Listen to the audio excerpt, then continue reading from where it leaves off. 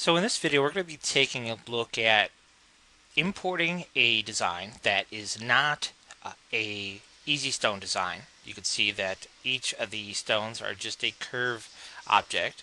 And so the first thing we're going to do is look at changing the curve objects into an easy stone.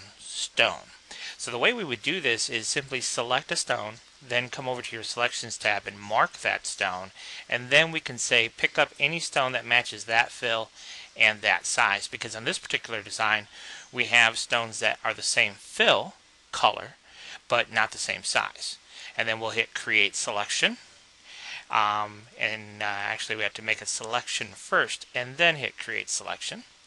And now only those objects, if I were to give them a color, you could see that only those objects that met that criteria. And you can see the other ones that it left behind are all these smaller stones, the SS6 size stones. Okay, so this time we'll go ahead and we'll mark that object again.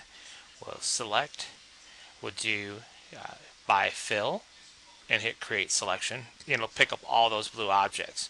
So then what I'll do is I'll come in here to crystal, hit the stone tab, and rename and fill, and this will just change the color of the stone. And now you can see it has a particular naming format that EasyStone uses. So that's one way to go about making these changes. Now in another scenario, you can see right here we have two strips of stones right here, these stones right here. And these, when I originally designed this, I elected to go with SS6. So let's say we wanted to simplify the design a little bit. And you get the design and you say, you know what, I want those stones to be SS10 stones. Well, what we can do here is we can actually come over here, and there are a variety of ways to do this. I'm just going to show you one example. So the first example I'm going to give us is, let's go ahead and say, okay, I want these stones to be 3.4 millimeters.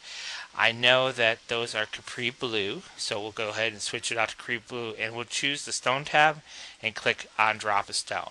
And what that's going to do is it's just going to drop a stone for us right there. Now I could simulate this stone if I wanted to, and now you can see that stone is simulated. And then I'm going to go over to the selection tab and mark that stone. And then I'm going to come back up here to my design and select just that sliver of stones. So just that sliver of stones is selected, and then I could choose the apply selection option, and it will go ahead and apply that selection. You can see that there. And so now all of those stones are SS10 stones.